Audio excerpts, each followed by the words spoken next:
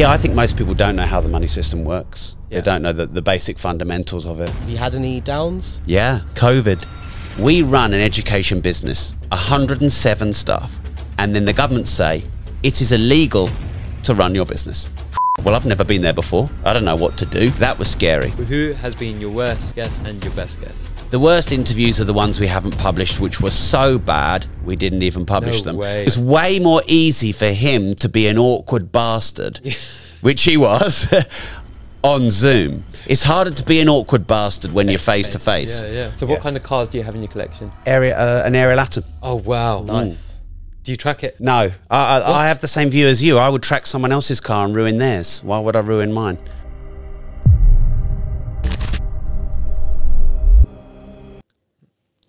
Hi and welcome to episode 14 of the GVE London podcast, and today we're being joined by Rob Moore. Thanks for joining us. So Rob Moore, if you guys don't already know, is a very successful entrepreneur in the property space, and he is the best-selling author of many books, and he is also the presenter of the very popular Disruptors podcast. So Rob, let's get straight into it. You're a bit of a car guy, aren't you? Well, I like them. I'm not very good at driving them, but I like them. So what kind of cars do you have in your collection? A 1987 Ferrari Testarossa. Wow. What colour? The colour. The colour. The only colour. Corsa, Corsa. Of course. With what interior? Crema leather, is it? Yeah, crema interior. Nice. Yeah, I think that's the only combo of every... Right? Yeah, I was about to say, you got the single mirror one. No, we don't have the... Is that called the mono? That was the original Testa. Yeah. So it's got the two. It's got two mirrors. Isn't the one mirror one worth more? Yeah. Yeah. So yeah, I messed that one up. I've got the two mirrors. Yeah. How long have you owned it for? 5 years. 5 years. Yeah, 5 years. Is it a garage queen or do you use it? We use it. Yeah. Use it and abuse it. Well, it's only got what, 15, 16,000 miles. Oh my god! It's not high. It's It was in. Yeah, I was told we bought it well because I share the fleet we have. I think we have 7. Okay. You and your business partner. Yeah. We sort of share them around because it's great, isn't it? Because when you're annoyed with it, you can give it to your business partner, and then when you miss it, you can get it back. Get it back. Perfect. Yeah. So what are the cars? 1989 911 turbo with the whale tail. Very nice. I remember watching Bad Boys and that. 964. I'm gonna have one of them. Yep. What colour is that? That is some Guards red. Oh, nice. With the is it Fuchs wheels? Fouche. Very nice. Yeah, the Fouche wheels. I don't know if you've just seen. So yours is the turbo, did you say? Sorry. Yes. Oh, it's the 930. Ah, okay. So the one from Bad Boys was the 964, but one of those has just come onto the market for 300 grand. Wow. 300 grand. Which will you take 300 from mine? We can have a chat about it on this podcast. That was a very diplomatic no. Yeah. Yeah, and then the Aventador. Nice. Got the 700? in grey. Okay. It's the convertible. I know it's got a different name, hasn't it? Convertible one. Well, when you say Roadster. I mean, when you say convertible, it takes about 20 minutes to get the roof off. Yeah, I know. But yeah. How do you find that experience? Yeah, it's an experience. I thought it was a better choice to buy that car because apparently, did they make less? Did they make less than the? There were fewer Roadsters made than the Coupes, and they're holding their value better as well. But I just know people find it a massive faff having to take the roof on and off. I think my business partner about 6 times has had to try and show me how to actually fit it in the front because it's really awkward to fit it into the front. And then I gave it back to him one time and I'd left him in the garage and he's like, where's the fucking roof? Do you know As what? it started to rain. I think every Roadster we've sold, every customer who's bought it has done it with the same intention. They'll just leave it off. I'm not the only one. Yeah, because you want the space in the front of your car and you also want to be able to have the roof off. So yeah, and then I just bought actually a DBS. Oh, nice. Yeah, I had a Panamera. Yeah, Superleggera. I had the Panamera Turbo S, but I had that for 5 years. I couldn't get rid of it because I couldn't find anything better. But I got a good deal on it. I paid 136, I think, for one that was, I think, 300 new. Oh, lovely. So I think I've seen this car pop up online. It's the lime green one. It was lime green. Yeah, and I wrapped it. Yeah. In like, I don't know what the blue is they call, but it's quite similar to that mid-blue Aventador you've got downstairs. Yeah. Yeah. So when you took that car in for a wrap, did you ever look at the number plate to see where the car came from? No, I'm not very thorough like things like that. I once bought a GTR R35 and brought it back because my business partner normally takes care of helping us buy because he knows cars better than me and he's better at negotiating. And I was really proud I'd got basically the cheapest R35. I was super proud of myself. And he's like, but mate, it's Japanese. And it's Japanese. It was an import. I didn't even know it was an import. I just bought it. That's not always a bad thing. Well, that was a bad thing. So yeah, I didn't look at the... My point being, if you still got the original plates when you bought that car, have a look at the bottom of it and you will find GVE London written there. Ah. So did we buy it off you? In a roundabout way, yeah. Right. Yeah. There you go. Ah. That was the ringer, right? No, I can't say that yet. So I'll have to hook you up as a sponsor for the show then, because I've already bought it. I'm not very good at this because when I every time I tend to go to a car super dealer, I end up spending money. So really? I've already bought my car off you by the look of it, so I'm safe. Oh, there's another one today. There's you haven't seen yet, but you're in discussions about buying a Urus. You just don't know it yet, but it's going to happen. An Audi RS Q8 plus 200 grand tax, you mean? Yeah. Or 100 if you go for the old shape. So. You said 215, 220 in the car. I was in the back. I heard it. Yeah. Because you said 180 on my show, and then you said 215 in the car. 180 is for a high mileage one. There you go. Looking up. You see, we're going to get you my RS Q8 was 5,000 miles, so you... Okay. Yeah. You schooled me there on my own show. It is a good car, though, the RS Q8. Yeah. I'm pleasantly surprised with the drive. The air suspension's amazing in it. You know, it handles really well. To be honest with you, I don't know. I think maybe an RSQ for the same money, I'd probably do an RSQ8 plus like an Aventador. Really? You can't. Aventador S. I think it's hard to compare your Urus to the RSQ8 though, because you've got bigger wheels, lower suspension. Yeah. But yeah, for real supercar enthusiasts, and I'm sure you will change your mind soon. Having the Lamborghini badge on it is not just the badge alone; it comes with so much more. Yeah, it does, but you don't need it in your 4x4 where you take your kids to school, do you? And how old are you, George? 31. Right, see, I'm 44, so not meaning to sound old, but I think I might have wanted the Lamborghini 4x4 when I was 31, but it's to take the kids to school and back, and so we had a conversation about the parts, didn't we, on my show? Yeah, how the premiums whacked up. Yeah. So what else do you have in your garage? An aerial atom. Oh wow, nice. Do you track it? No, I have the same view as you. I would track someone else's car and ruin theirs. Why would I ruin mine? But that is my view. Yeah. With the exception of cars made for the track. Yeah. So surely an aerial I atom have driven an aerial atom around a track. Yeah. Just not ours. Really? Yeah. So where do you drive it? Just to work. No way. Yeah. That must be such an experience. No? It is. Even just driving it at 50 to work. Yeah. Is an amazing experience. Like, you don't need coffee when you get up in the morning, just get in that and go. It's even a normal winter British It's day. actually... It's a better experience when it's cold in terms of how it feels. Yeah. Not obviously driving it because it's a bit slippery. But yeah, it's a great experience. You only need to do 50, 60 in that car. Wow. Because the intake is right by your left ear. And so the turbo sucks in and screams. You started off saying that you like cars, but you aren't a very good driver. Yeah, I'm not technical about cars, as you can see. I've check with the boss over there. And I'm not a trained in any way driver. When I was a kid, I loved the Ferrari Testarossa. I loved watching Magnum. Yeah. I loved the film. In the films, I'd remember the cars, not the people. So I always said to myself, if I ever made it one day, I'd buy nice cars and I'd learn to fly a helicopter because I loved Airwolf. And they were the things I said to myself that would do that I managed to do. Oh, wow. So you can fly a helicopter now too? I used to be able to fly a helicopter. Yeah, I didn't keep it up because it's the biggest faff in the world. Why?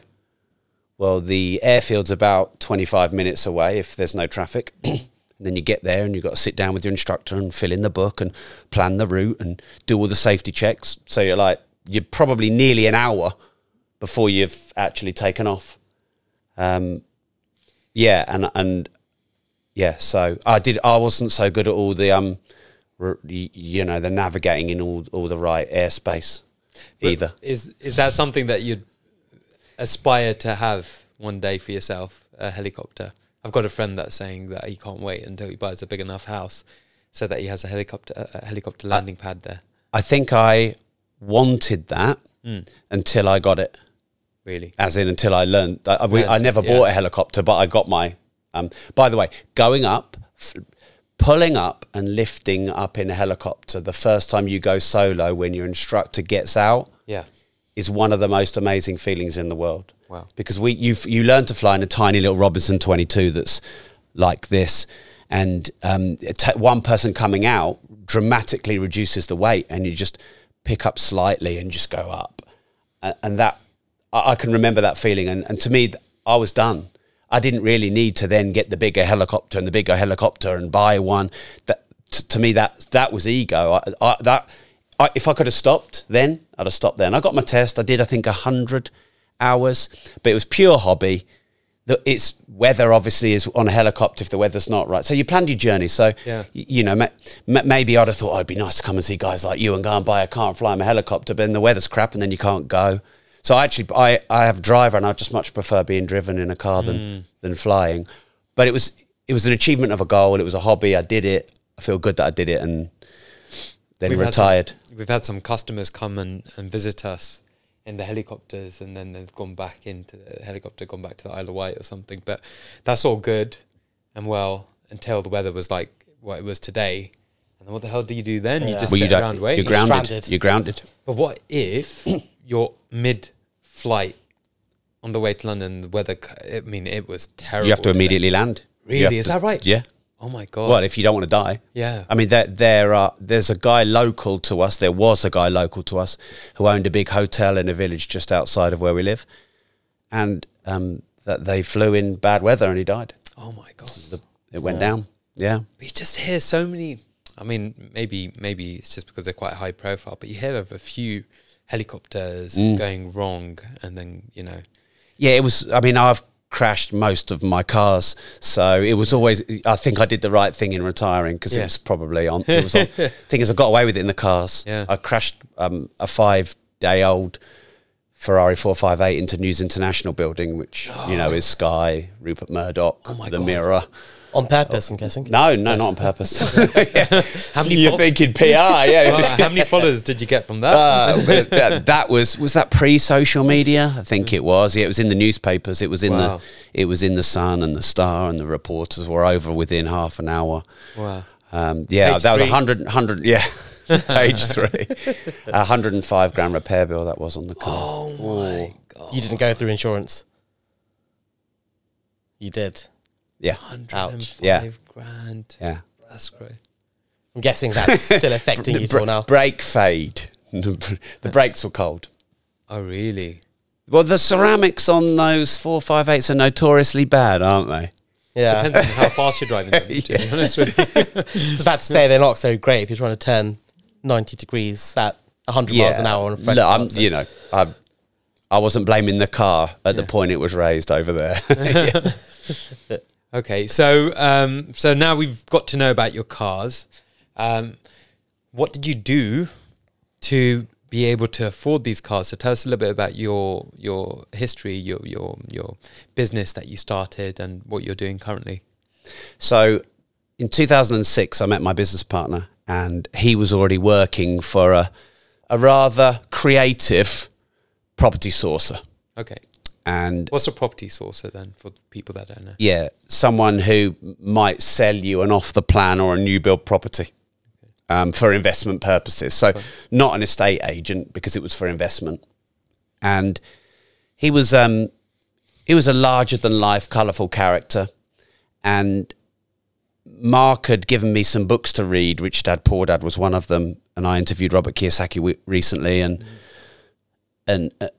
Mark said to this guy, we should give this guy a chance, because, you know, he's hungry. He's got something about him. I didn't have any knowledge at that point. Anyway, so I blagged this job. I was prepared to work for free because I was doing art as my full-time job. But I thought, well, I can paint at 2 in the morning. I'll do this 9 to 5 thing. You used to be an artist? Yeah. Oh, wow. Yeah. And I never painted again after that. I think... That's a tough I job, think right? it was Feb or March of that year.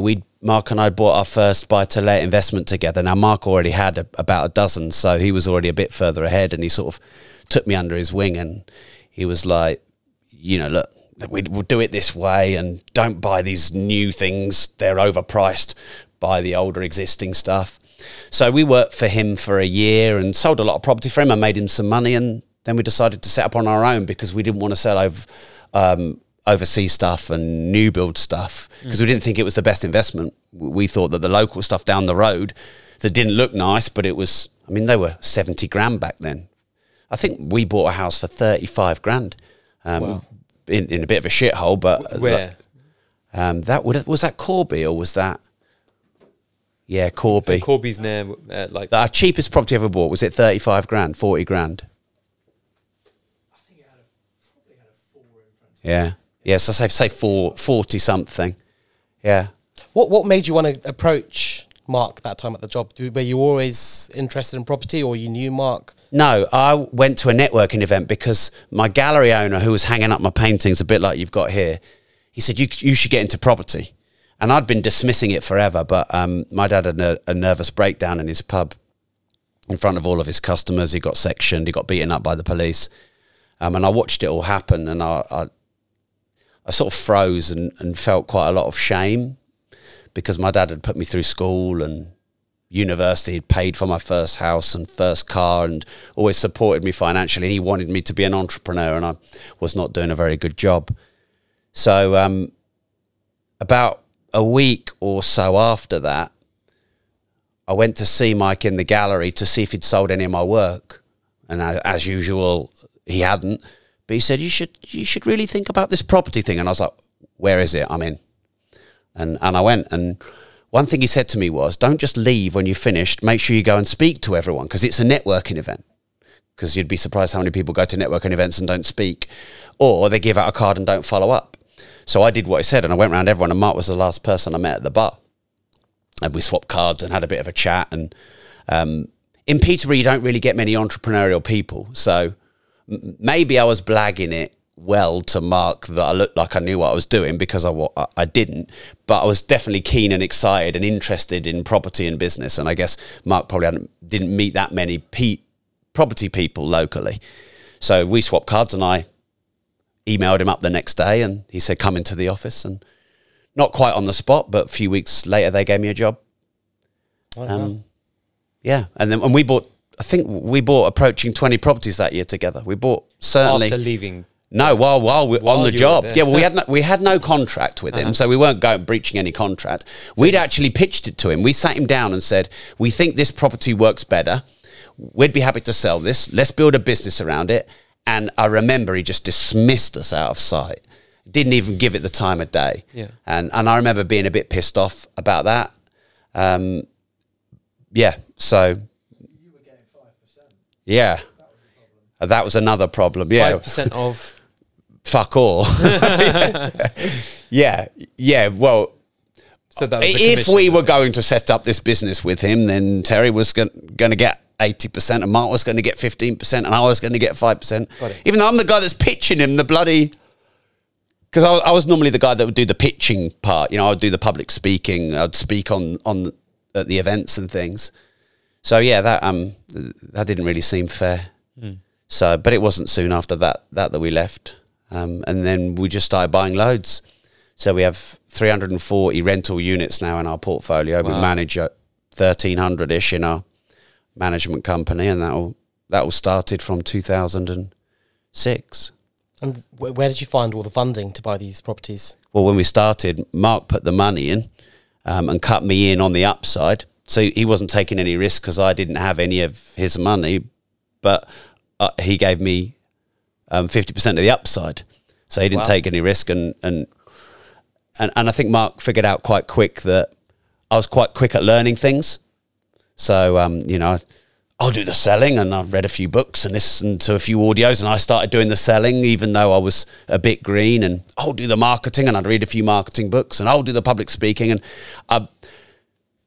I'm pretty good at, you know, you were asking me about the books and writing the books. I mean, I wrote my recent book.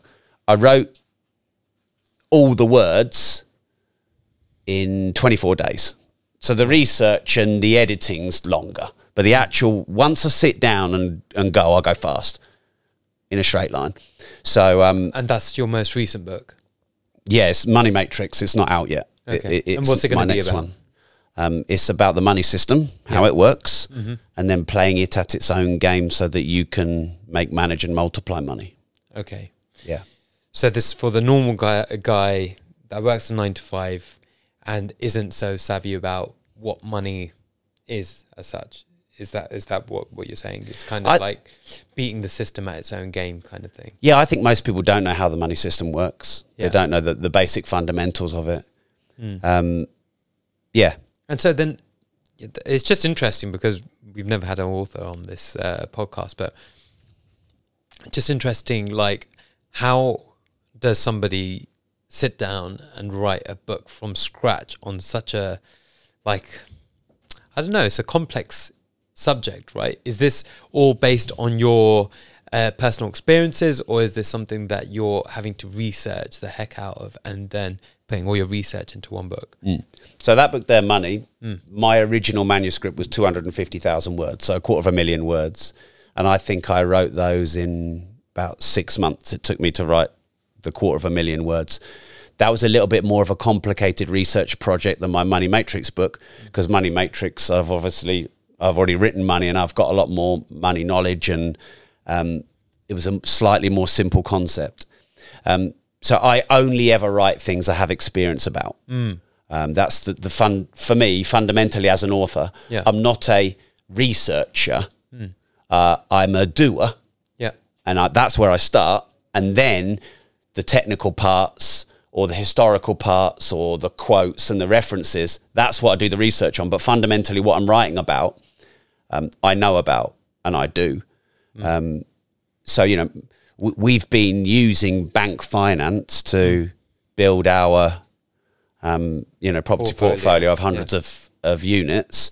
So I know how the banking system works. When inflation was high, we're seeing the actual value of our mortgage go down dramatically. If you believe that inflation was over 10% from 2020, which I do, and if you believe that 2021 and 2022 were similar, then in 3 years, that's 30% inflation. So with our mortgages, which are tens of millions of pounds, that is £10 million or £15 million wiped off the value of our mortgage or the relative value of the mortgage with inflation. So I'd figured out all these things because I was doing it. So that's how I start. What do I do and what do I know? And what am I passionate about writing about? And what do I think people want? Now, fundamentally, I believe not enough people know about money. It's not taught in school, and it should be. Most people don't know the basics of investing and budgeting and just the simple things. So I believe it's something that everyone should know about. I will initially ask my researcher to pull together all the content I've done on social media in the last 2 or 3 years. He'll pull all that together in a document. I will order it. I think that's chapter 1, and I think that's chapter 50. And then I just start writing. Wow. 6 in the morning, load it up on coffee, just go. And I mean, I would probably say every 3 minutes I get the urge to open the fridge or do something completely random because I don't want to write this book. but I just push through all those urges. You know, if you look at people, they're always on their phone and they're always checking their phone and their phone is always buzzing. So we're all distracted all the time. I think to write a book, you just need to push through those urges. Yeah. So, for example, I'll never let myself finish unless I've finished a paragraph or a page. Because the worst thing to do is to think, oh, I'll take a break now halfway through a page. Because then when you sit back down, you're like, where was I? You have to reread. We have to reread all the, not just the page, but the chapter, and think where you were. And it takes you ages to. So, you know, resist the urge to have a break. Yeah. And then only have a break when the right time is to have the break, whether it's end of page, end of paragraph, or end of chapter. And just write imperfectly, because editing makes it perfect.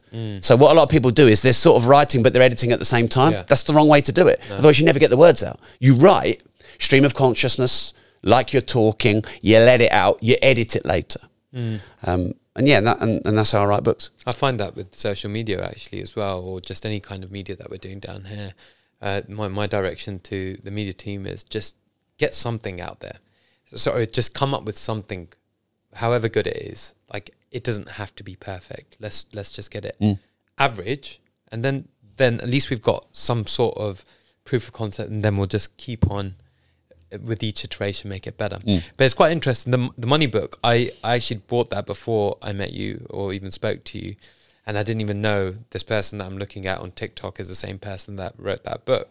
And I would have bought that book because of all the positive reviews. I only buy books that have like top 5-star reviews on Amazon. So based on that, you must have sold a lot of those books, right? Yeah, I don't know the exact number. I know we've sold more. I know we've sold in excess of 1 million of books. Wow. But obviously I've written more than one. Yeah. I couldn't tell you exactly how many copies that's written, but that and Life Leverage are my 2 most successful books. Top books. I mean, I think some of our customers could probably do with reading some of the money books. It's interesting because the way you describe about having to write books and engage in actually putting your thoughts down into writing sounds like quite a lengthy process, and you seem like you're a very busy person in your day-to-day business. What motivates you to actually want to write a book? I mean, there's many entrepreneurs out there who probably have a lot of wisdom to give out there, but they probably don't have that edge or that spark to sit down for months, like you're saying, and write a book. But what motivates you to want to do that? Well, I guess in a way, the fact that I came here and you already had my book, you know, and you said that, you know, people would say to me that I'd changed their life. That's definitely one reason. But personally, like Mark and I ran around Peterborough together, basically holding hands for about 2 years, buying properties together and doing everything together. And we sort of quickly worked out that's not sustainable for the long term. He's better than me at it because he's been doing it longer. All right, he's taught me up. I can do it. But we've quickly figured out the smart play would be for one of us to carry on buying and doing the property side, and one of us do another side, whether it was the public speaking or the marketing or the authoring. And so that was me. That became me, because Mark was technically better at the property side, but also I'm probably a little bit more naturally extroverted, if you like, compared to him. So that was probably one of the best business decisions we made, because we have a significant property portfolio, but we also have the UK's largest property training business. And we wouldn't have had that if we hadn't, those 2 years in, gone, we're both doing the same thing here. I remember a mentor of mine saying, if you both do the same thing, one of you isn't needed. So we sort of went like that and parted. Now, look, Mark's written a couple of books, and obviously I know how to buy property. But and so I learned to love that. I learned to love property because property got me out of the 9 to 5. So I did fall in love with it. But then I learned to love writing and speaking and building the training business, because that's from a cash flow and a sales and a raising money and a liquidity point of view, it's very good. In fact, that training business has funded, you know, many of our properties that we own. Wow. And it's a good counter business model. So was it the books that came first and then the training? The first book was called Property Investing Secrets in 2008. That came first. So I think Mark and I had done about 50 deals. We'd kept some, we'd sold some. But I think I remember thinking, 50, you know, that's pretty good. Like, I reckon we could teach people. That was like a number for me, where it's like 49, I can't really teach anyone. 51, I'm an expert now. That was the threshold. So yeah, just I sat Mark down and I'm like, right, tell me about this and this and this. And I just like literally sat him down, because he finds it hard as well to write and get information out. So I pinned him in a corner and I got all the information out of him, and I added some mindset and stories and case studies and some research in, and that was our first book, 2008. And then once that book went out, because we got that to #1 in the business section, which is good for a property book, because normally you don't get property books in the business section. Actually, money was #1 in all books, so that was like that trumped it. In all books, yeah. Wow. But I remember people coming up to me saying, you guys need to teach us how to buy property and do what you do. And before I'd written the book, that didn't really happen. Might have happened a handful of times. But the book got us out where people are like, right, you know, we need to learn how to do this. So even though the books make money in and of themselves, you know, with the numbers I gave you, that pales into insignificance to the amount of money the books make when people say, teach me what to do, and then they come to our training business.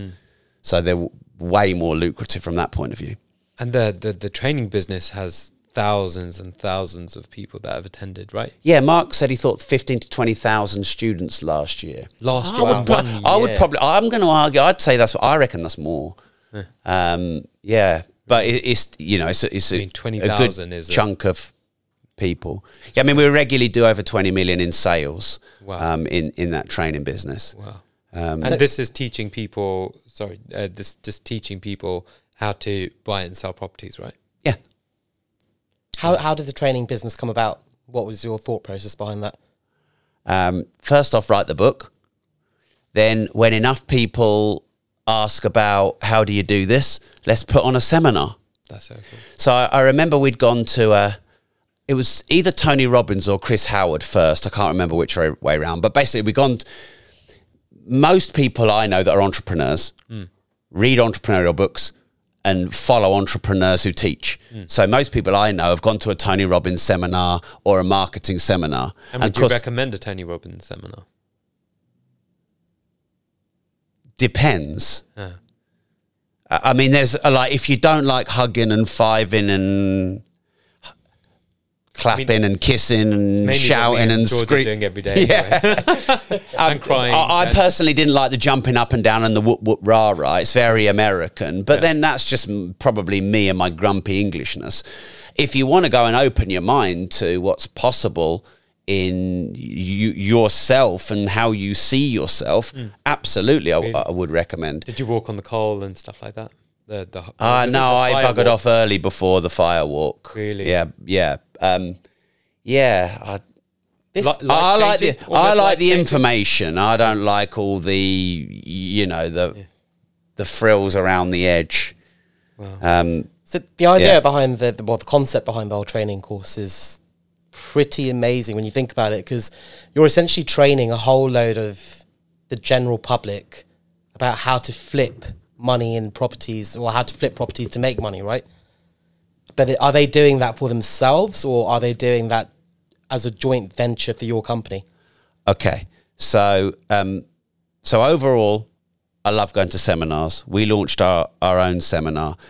We teach people how to buy property for themselves. We don't teach people how to give us money to buy properties with us, because I think that could be a potential conflict of interest.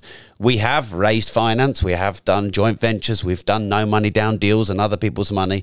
But generally, I think you either do a joint venture and you finance together, or you teach. You don't do both, because, you know, otherwise my teaching might be a bit loose just to get your money. So some people in our industry do that, and we think there's a conflict. Didn't Grant Cardone do something similar or something like that recently? Well, Grant Cardone has a training business, and he has a property business. And really what his property business is you pooling money into essentially a fund that buys the property. We don't do that. Okay. I mean, the regulation around that is It must be hot. Yeah. And we actually looked into setting up a fund, and Mark was like, this is going to take forever and cost way too much money. No point. So I don't want to give you the fish. I want to teach you to fish. That's the way we've always looked at the property education space. And it is safer because, you know, we're never going to be in any hot waters for pooled investments or anything like that. But really, I want to teach you how to do it, because I think that that's more empowering. So we did our first property training seminar in 2008 off the back of the book. And, you know, I remember Mark saying to me, bloody hell, we got 50 people in a room. He was like, wow. And I remember 20 of them, bought a $2,000 masterclass off of us. And Mark was like, bloody hell, this is a good business. How did you go about marketing it? Google ads back then. Oh, really? I think it was pre-Facebook. Yeah, it was pre-Facebook, so it was Google ads. And we built up a little bit of an online database. Yeah. I'd learned how to set landing pages up and run Google ads. So we built up a bit of a database. And I ran a few Google ads when I used to do it myself. We had... I remember because we had 50 people in the seminar room. I remember because the guys at the front nicked the books and fucked off in the break. And I remember thinking, Jesus, this is maybe not going to go so well. And then I remember at the end, we just got mobbed. And everyone went, more. Wow. So then after that, we did our first ever retreat course. So we did a retreat at sort of like where was it? Wokefield Park, wasn't it? Reading. We hired like a nice sort of stately looking place. And yeah. And that was the start of our training business. Now, here's the thing, you know, selling 20 people into a $2,000 course, which made us 40 grand, we managed to keep most of that. Whereas to make 40 grand net in drips and drabs rental income, I'm not saying it's not good, it's good, but it's going to take a lot longer. So we'd put a lot of time into building property and got the trickle of passive and recurring income. But, you know, it was slow at first. It takes time to build. But on one day, we pocketed like 40 grand, which, you know, 20 grand each. We were in our mid-20s at the time. We're like, bloody hell, this is a scalable model. And we did £288,000 in an event last weekend. Oh, wow. Wow. But my trainers run that now. But it's essentially, it's that event, but 17 years later, and that one did 288,000. We did one event that did £1 million. Oh, my God. In a single event? In a single event, yeah. Wow. So that's £1 million in ticket sales? £1 million in sales, yeah. So how does the pricing structure work? I heard you earlier mention there's a £2,000 masterclass. So you've got different brackets of... Yeah, well, the way I see it is you take steps forward in anything you learn. So if I said, oh, guys, if you want to learn anything from me, I'm not telling you anything else. Now you have to pay me 10 grand for my mentoring. You're not going to bother. But if you can get some Facebook posts and TikToks and get a bit of tips off me, and then you can go and buy my book and read that for a tenner, you might be like, oh, this guy seems like he knows what he's talking about. So the way we've designed our business is we just take you baby steps and we give you loads of free stuff, and then we ask you for a £10 book. Then we'll come and meet us for a day, pay 100 quid, and then spend 3 days with us on the deep dive how-to course for 2 grand. And then if you want mentoring beyond that, you know, then we can talk, and that's a bigger fee. I think it's a much better way of doing it because you can go through stages and improve along the way, as opposed to just putting a wall up saying, oh, you can't come near me unless you put 10 grand down. Up, yeah. So then that's your seminar business. And then that led to you doing the Disruptors podcast, I take it. Was it initially more to do with interviewing people in the property game? A business, really. So I think it was about 2015, 2016. We made the plan to remove ourselves from operations in the business. We thought maybe we one day might sell. We also thought we can't grow this brand if Rob and Mark are the face of the brand, because we were. I mean, every email would be Rob and Mark at Progressive. so whilst that builds a personal brand, and that's good, because actually we had a personal brand before personal brands were a thing. Problem with that is I did 250, 300 speaking training days in 2015/16 in a year period, and it burned me out big time. I love speaking, so I was a bit of my own worst enemy. I didn't want to hand over the baby to anyone else because everyone wanted to come and see me and Mark, and we were a double act on a show, and 3 days, Rob does one session, Mark does another, and it's Rob and Mark. But I knew the business couldn't grow anymore because I couldn't do any more training days because I was burned out. And, both Mark and I were nearing the age where we might have a family and things like that. So I trained up some people. I took some of my students and I trained them up, and I invested time and money into them. And now they run all the trainings for us.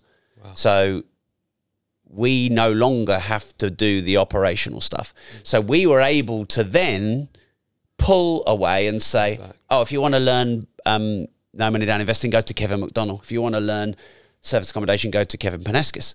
So then all of a sudden, I don't really have as much to do because I'm not the property guy anymore. And to be honest, by that stage, I was more interested in general business than property. I love property, but general business is what I'm more interested in. So I wrote my first non-property book called Life Leverage, and launched the Disruptors podcast. Back then it was called Disruptive Entrepreneur, because I told you before, didn't I? That's really, I like talking to entrepreneurs. And so really, Disruptors and Life Leverage was the official launch of me exiting the property brand. Got it. So Progressive Property could grow without us, and then I've got this other thing I can do. And you've had some crazy guests over that yeah, GVE, I mean, they were mad. But no, like, give us some names. Give us some, like, who are your most high-profile people that you've had? Jordan Peterson, Andrew Tate, Katie Hopkins, Floyd Mayweather twice. Floyd Mayweather twice. Floyd Mayweather twice. Now, that guy, I don't know if you've ever read his book, but Alistair Campbell's Winner's Book. Have you read that? No. It's you know who Alistair Campbell is? Yes, and right? I know the book, yeah. And it's a bit like Money for You. It's on my shelf, but I haven't read it yet. Okay, no, don't worry, I'm definitely going to read it. I've read snippets of it, and I like where you quoted Plato. It's really good. Winners. It's a really good book where he's gone and interviewed all these kind of guys that have a winning mindset. So it would have been people like Angela Merkel, was it Maradona, all these guys. But the one that stood out the most for me was Floyd Mayweather. And he was just, there's this one thing that he said to him in the book, and that was Alistair Campbell goes to Floyd. He goes, so what goes through your mind before a fight? Like, do you ever think about losing and what's going to happen if I lose this fight? And he's like, he just looks at me in the most bizarre way, like I've offended his mum or something like that, right? And he replies with, why would anybody ever do that? Like, why would you ever waste any of your energy in thinking about losing when I can dedicate all that energy in just focusing on how I'm going to win this fight? And he was just like, I never, ever think about losing. It's just quite cool. What was he like as a person? Difficult to interview. Really? If you asked him questions he likes, all chummy. As soon as you ask him a question he doesn't like, it's all defensive. And really? Like, give us an example. I can't remember. Yeah. Like a specific question. You have to watch the interviews. These were a few years ago. Yeah.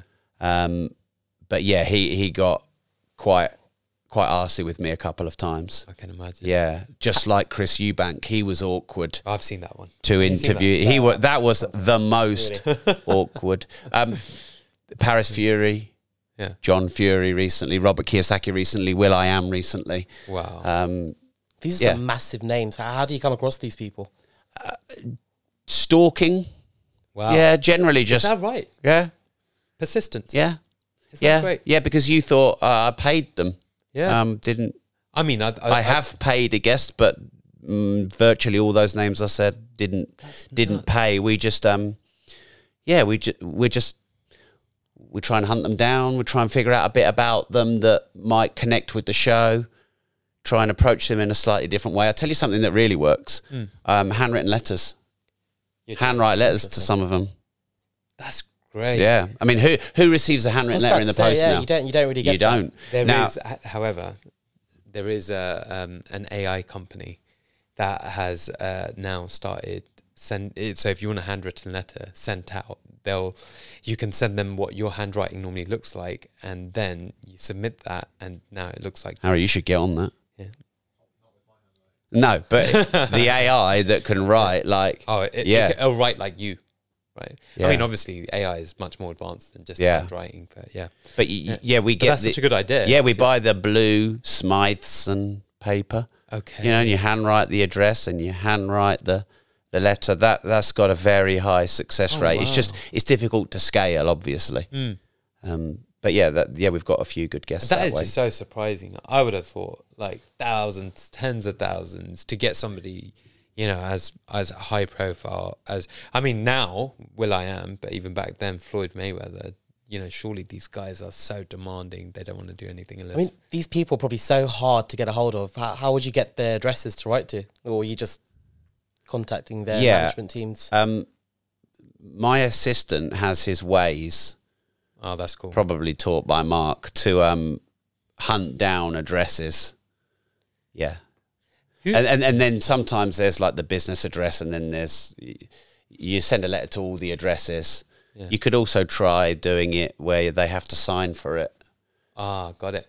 That is definitely where there is a will, there's a way. You know, I'm going to get this guy on. I don't give a crap. Whichever way possible. Yeah, I mean, we go back to them every 3 months when they say no. Yeah. By the way, if they reply, it's much better than no reply. So a no that you get in reply can often be a yes in 6 to 12 months. And also, when they initially replied, they might not be on a tour. You know, they're not promoting anything. They're much easier to get when they're promoting something, because obviously they've got a reason to do it. But also the first approach, they may not know you, but the second approach, they do. And, you know, we were talking about virality and some things to go viral, and sometimes you do things that make you go viral that you don't think are that classy, but you're popping up on feeds of people that have never seen you before. And if they've seen you before, even if it's on a TikTok, you're not new to them. So you've got more chance of getting in. And also, I'll say this with humility, but I have got a big podcast. Yeah, so that is a door opener. Yeah. It didn't used to be, but it is now. Yeah, they almost could do with having you as much as you could do with because they get the promotion. Yeah. They get millions of views. Do on TikToks as well. So was there a moment during your podcast career where you thought, okay, do you know what? I've made it now. This is now officially a very successful podcast, and I can get any guest in the world on this. I don't think like that as a human. I'm not very good at celebrating. I'm not very good at patting myself on the back. And no matter what I do that might be deemed as very good or credible to others, I'm always looking forward to. I just don't ever have that experience, which in a way makes me a bit sad to say that. But I never think that. No matter who I get, I'll just always think there could be more. But I think that's a trait in a lot of entrepreneurs that I know. And also with us, the 2 or 3 times that we're like, bang, we've made this, within an hour, we got shadow banned. Oh no! So we got who was that? We first off we got David Icke, and you know, he was our first proper controversial guest, and it was a bit of a should we, shouldn't we? Do you know who he is? No. David Icke. He's this like conspiracy theorist that believed the Queen was a lizard. Yeah, I didn't ask him that one on my show, but maybe I should have done. But no, then he had other things that kind of vaguely became correct. So he prophesized that, you know, I don't know. Anyway, I'm not going to say anything in particular. I might get shadow banned ourselves, but yeah. So he was our first hugely controversial guest. And we blew up, millions of views, instant ban. Damn. It went 1.5 million views, ban. On YouTube? On YouTube. So it was like, great, we've just earned 30 grand. Oh, and it shut. I think Harry told me them at the same time. Oh, it's blown viral, been our biggest video, and it's been banned. So when it gets banned, do you still have access to those that 30 grand, or is no that's yeah, we do, don't we? Do we still have access to the money when? Oh, really? You never told me that. Okay, most of it, yeah, yeah. So I got Andrew Tate at probably the best time. Wow. Was it before or after? And then got demonetised. Same thing. Before. He got the ban, or after? Before. Oh, wow. Yeah. Wow. And then they took that down when he got the ban. Yeah. So David Icke and Andrew Tate aren't well, Andrew Tate probably was the most famous person in the world when I got him, but they're not necessarily the two most famous people in the world conventionally. But yeah, when you're used to getting, say, a few 100,000 views in total, and you get 1.5 million views in 2 days, you're like, wow. But and by the way, now, with no disrespect to all the people starting up now, but you know, a 2 to 3 million video view in 2018 is like 100 million one now. Wow. You know, I know a lot of people who start quite soon and get millions of views, but it's easier now to get that quick. In terms of the monetization aspect? In terms of the virality aspect. Okay. Yeah.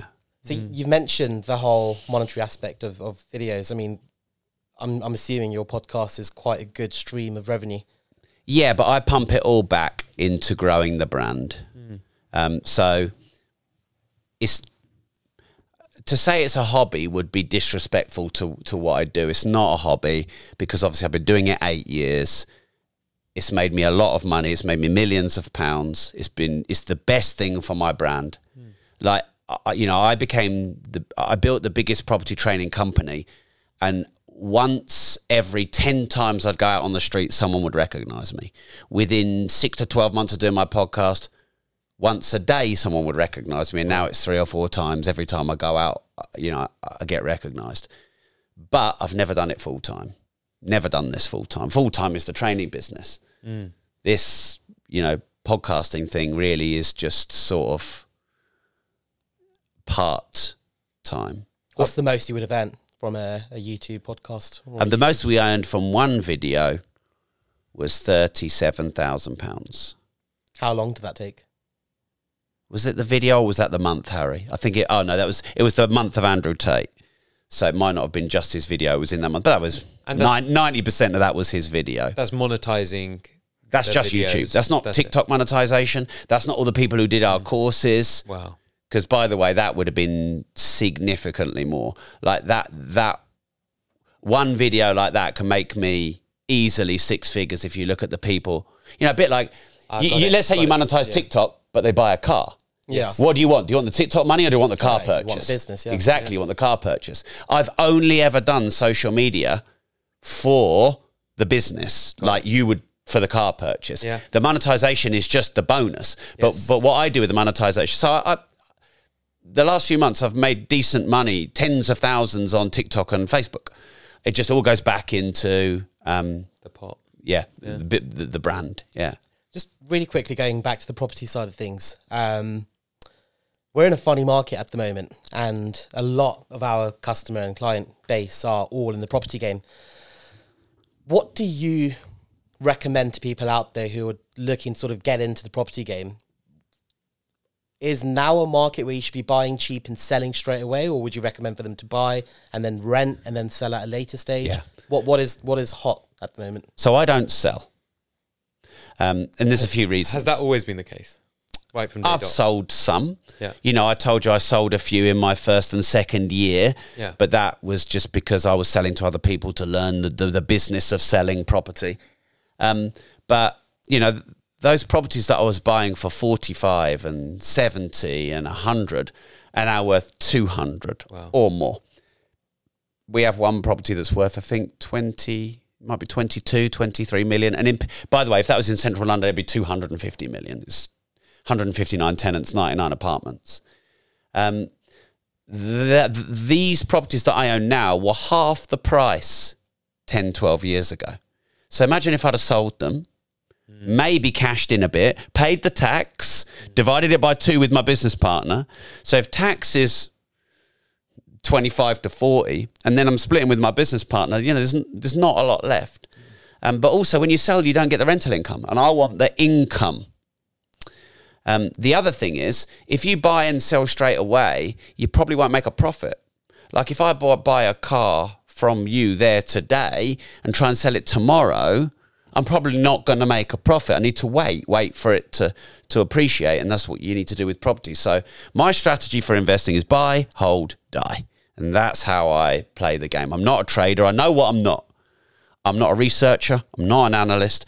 I'm not a trader. I'm not a speculator. I'm pretty good. I'm good at buying shit. So as long as I make the decision to buy the right thing, then I keep it. And that's what we teach. That's a lot of money to put in to buy an apartment block with 99 apartments. Yeah, well, we paid 3.8 million for that. And my half went in from my profit from the training business. So you could argue it was no money down. There you go. And that is now worth 25. Bit less. I think I said 22. Wow. Yeah. Wow. But have you broken even with the rental income yet? Make 1.2 million a year in rent on that. Wow. Yeah. That's incredible. Then Yeah. you guys should be buying some cars downstairs. I don't think we should let them go until they buy some cars. No? I told you where I spent all my money, but I didn't know you before then, and I'm not going to say it on your podcast because that'd be disrespectful. Don't know who you're talking about. You know Mark's looking for one, so if you can find him that at the right money, he'll get that. Yeah, we'll. What's he looking for? His arm. Turbo S. 992. Yeah. Okay. Is that 992, that's the latest model, is it? Yeah. It's the latest model. Yeah, that one. Yeah, Turbo S. Cab. He wanted a cab, didn't he? Is that convertible? Yeah. Yeah. Okay. Yeah. Something to do when he walks back into the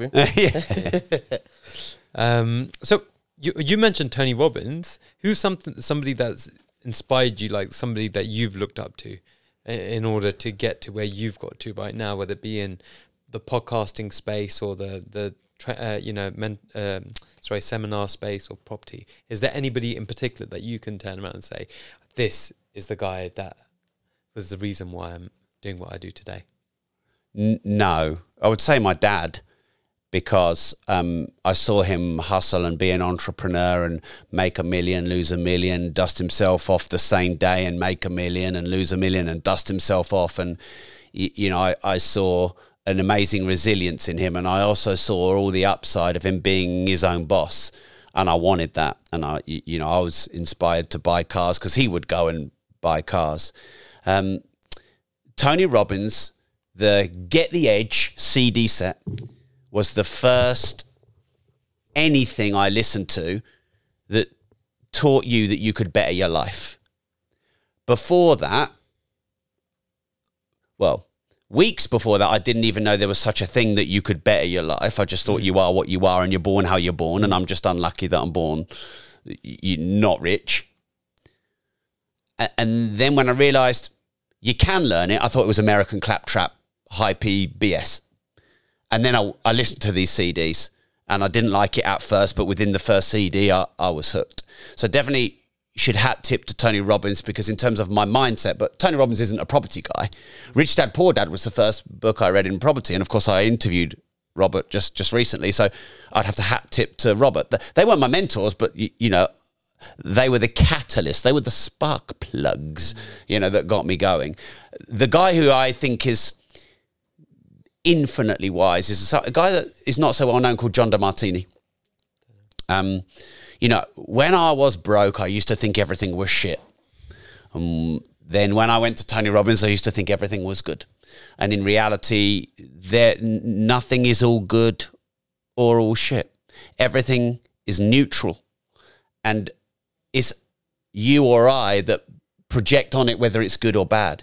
I asked you to rate Lambo, Ferrari, Porsche, and one person says Porsche because it's so well engineered and easy to get in and maintain and repair. But you're like, a Porsche is not a supercar, it's a sports car. Because you were looking at it from different vantage points. Yeah. So you can see the upside of a Porsche or the downside of a Porsche, the upside of a Lambo, the downside of a Lambo. And if you look at anything in your life, it's the same. The same. There is even the things that happen to you that are the hardest in your life. Maybe you learned the most from your most difficult client. At the time you're like, why is this client being, so difficult? But then afterwards you're like, well, wait a minute. I actually learned something about how to handle a difficult client. So for me, that was a game changer, because I'd either been all negative or all positive.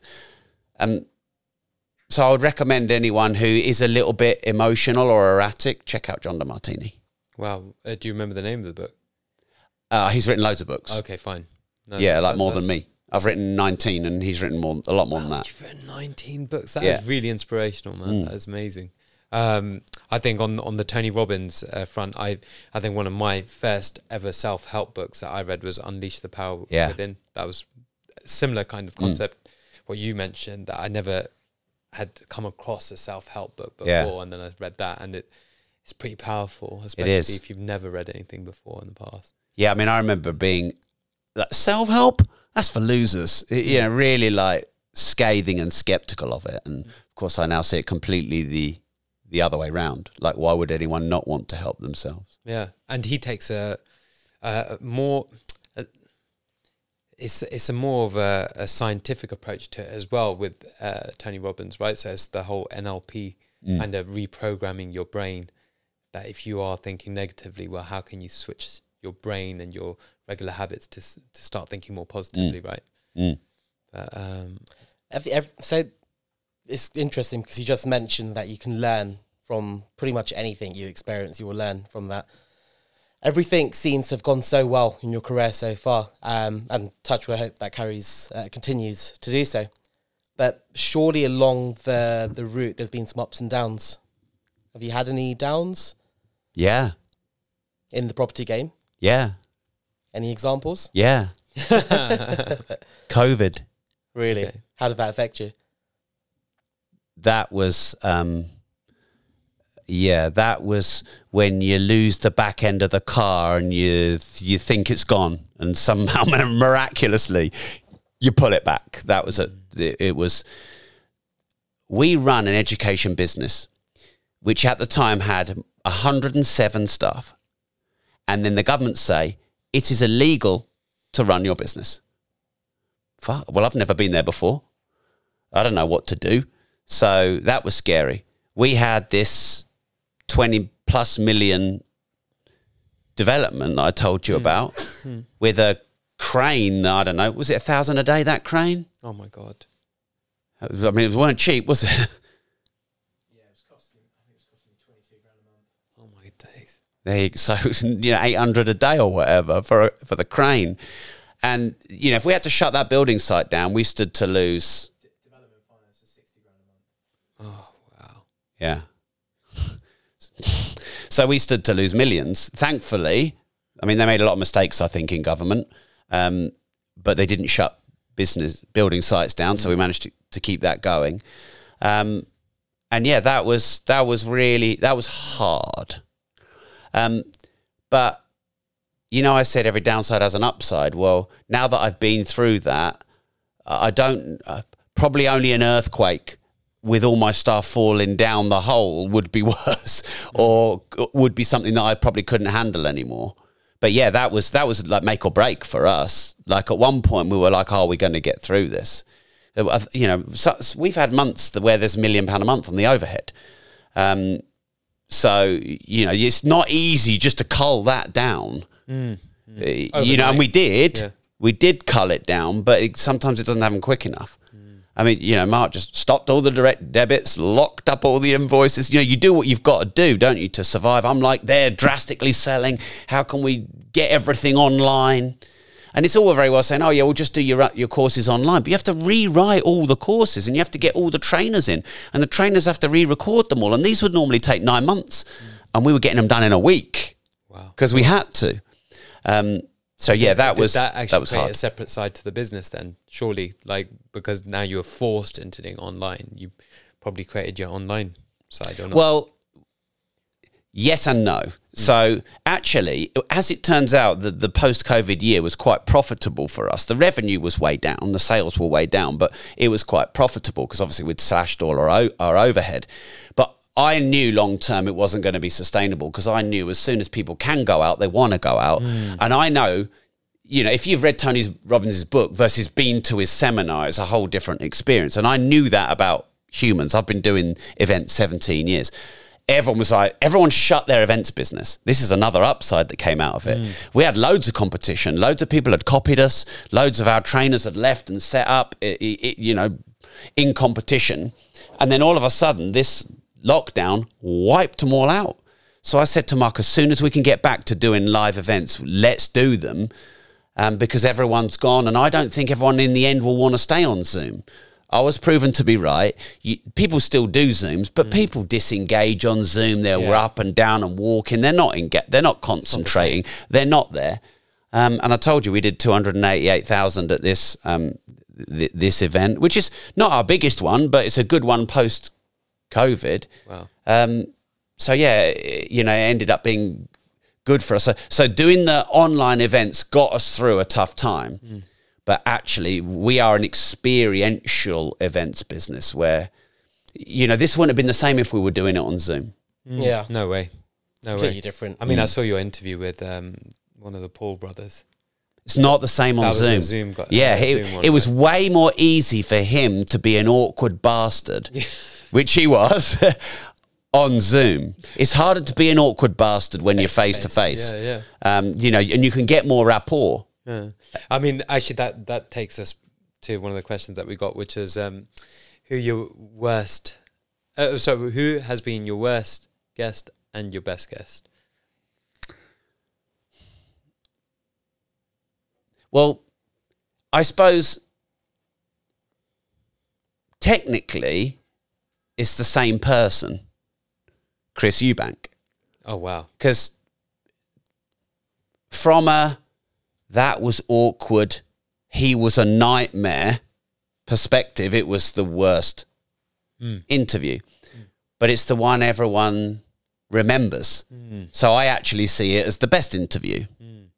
The worst interviews are the ones we haven't published, which were so bad we didn't even publish them. Way. And I'm not going to name and shame them. They were that bad. Oh my! But yeah, I've had a handful. What happened? Even if you're not naming the person, what happened? Oh, we had this coach to all these famous comedians who wasn't funny, and anytime I asked her anything, she basically said, well, you have to pay me for that, and didn't give us any content whatsoever.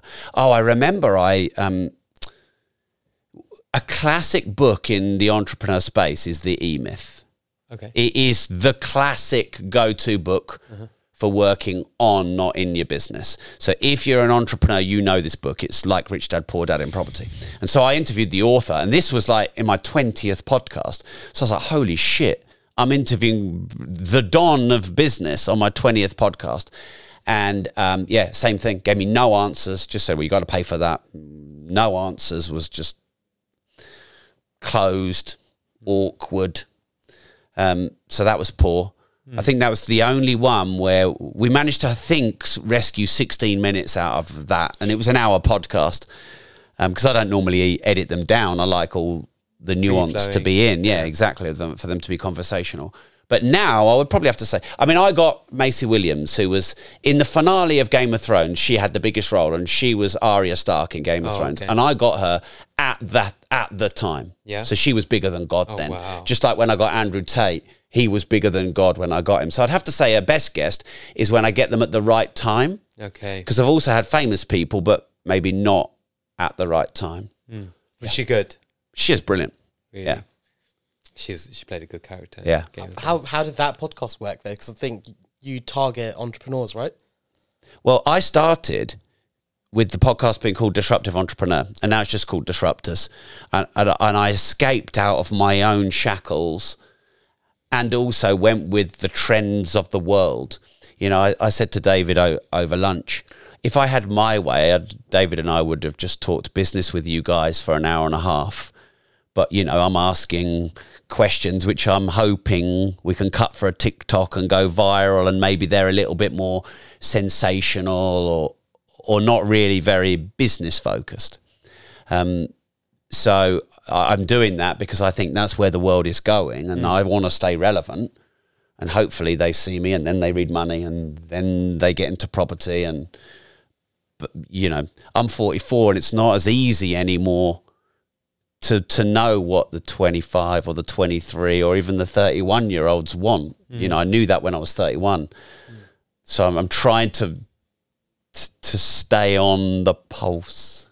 I think, you know, obviously with the kind of products that we sell, they're very aspirational, right? So you've got a whole bunch of kids, you know, especially young boys, especially through their teens, that they're looking up at these cars. They have these posters up in their bedrooms. This is what they're wanting in life, right? And so then actually that's a lot of our viewers as well that watch this. So what advice would you give to those kids that are watching this, that have the aspirations of owning these cars, like, but want to do it via going into business? What would, given all that you've been through, which is a lot of really amazing stuff, what advice would you give to them? Well, it's easier than it's ever been to start your own business, or as the Americans call it, a side hustle. When we started, it was more technical, more complicated. There was no such thing as social media, so all your lead generation was paid, or you had to go to physical networking events. Also, if you were a bit young, you'd get looked at. Does this guy really know what he's doing in business?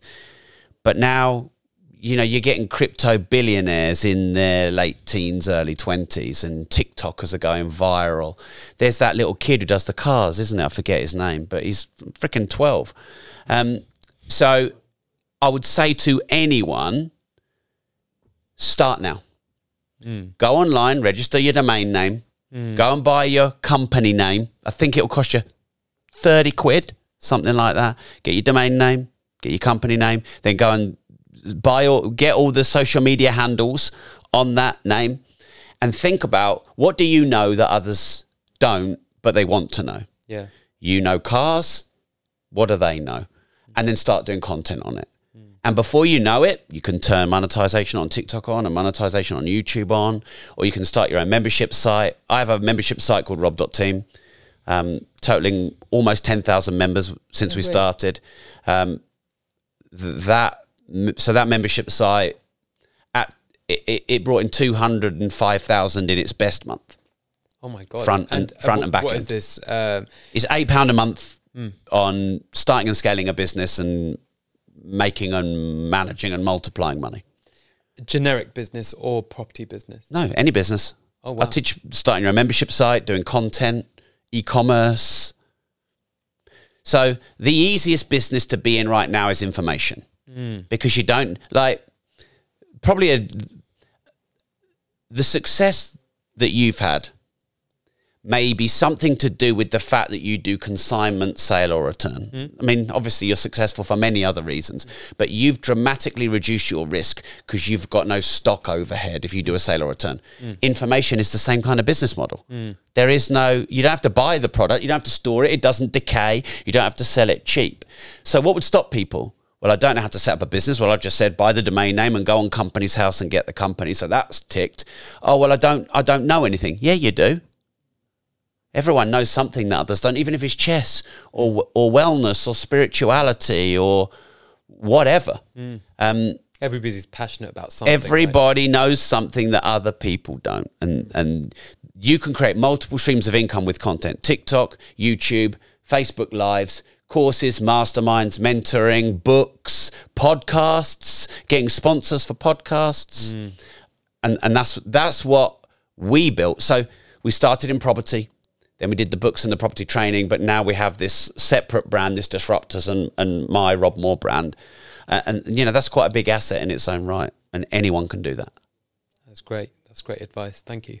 So we're in quite a funny market at the moment. How would you describe the property market at the moment, and what advice would you give to any aspiring property investor out there?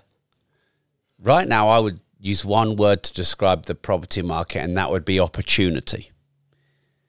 I remember reading James Caan. He actually mentored us in the start of our business journey, and I read in his Dragon's Den. From Dragon's Den, and he quoted Walt Disney, I think it was, observe the masses, do the opposite. So anyone out there in this business park or on the high street will tell you it's a bad time to buy because the market's falling. But you just said to me it's a great time to be in cars because the market has fallen. So actually, you observe the masses, do the opposite. Right now is possibly the best time since the last crash of 2008 to get into property because properties are cheaper. In some areas, they've dropped already. In other areas, they're ready to drop. And then people say to me, well, Rob, in that case, I'll just wait till they drop. Well, how do you know when the bottom is? By the time you know when the bottom is, it's too late. Because so you have to start now, because it might take you 2 or 3 months to learn. You know, let's say you read my property books and come on some of my property seminars. That might take you 2 or 3 months. Then you're going to go and view houses. That might take you another couple of months to build a relationship with an agent. Then you might start putting in some offers. It might take you another month or 2 to get a deal agreed. Then it's going to take you 3 or 4 months to buy the property. So even if you start today, it could be 6, 9 months before you bag your first deal. By then, there's a good chance we'd have had a bit of a correction. And I'm a bit more bearish than my business partner. I think it'll come down. I think it'll come down harder than 20%. Oh, really? I do, yeah. It's more intuition than loads of data. But main thing, I think, is just how screwed the country is and how much money they've wasted and the trillions of pounds pumped into nonsense.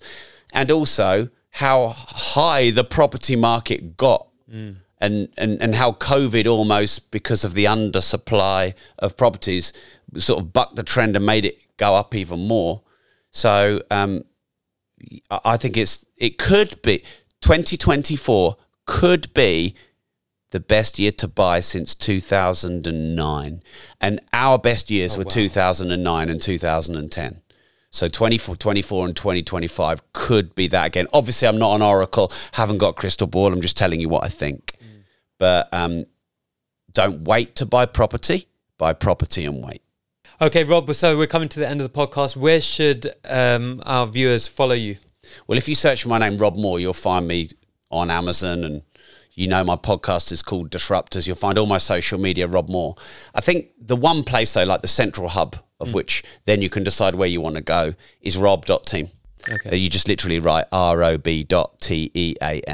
So if you want to start a business, if you want to scale a business, if you want to make, manage and multiply money, there's hundreds of hours of courses, resources, masterclasses, 22 pence a day, that is. Wow. Cancel any time.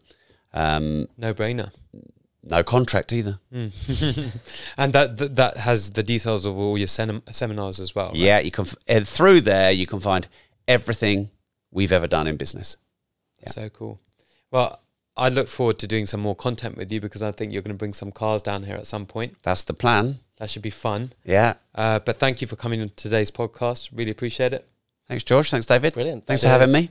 Thanks. So if you like this podcast, please like, subscribe or share. Take care. Until next time. Bye.